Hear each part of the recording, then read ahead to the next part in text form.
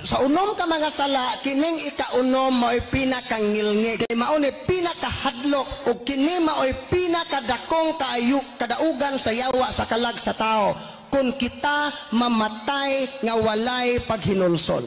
Mauna nga, kung naagani mo auhag nato, kumpisal, pasalamating Ginoo kay nay napahinomdom nato. Kay kasagaran ra ba nato og naay masakiton? Kining atong mga tiguang usahay kay wa lagi ma-educate sa atong pagtuo. Ug ingno na to mo bisita ra ba kuno si Father Darwin nimo nanay kay ahilogon ka, musugot ba ka hilogon? Unsay itubag aning mga ignorante sa pagtuo? Ngano gong gadali man mo? Ngano ipahilog man kunin so gadali mo sa katigayunan?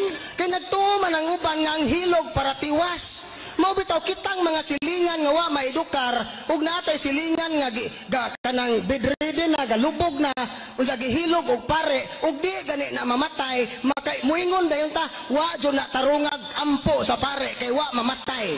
Kay atong pagtuong hilog para tiwas. Pero matigbak ka na ay, gitarong og ampo sa pare.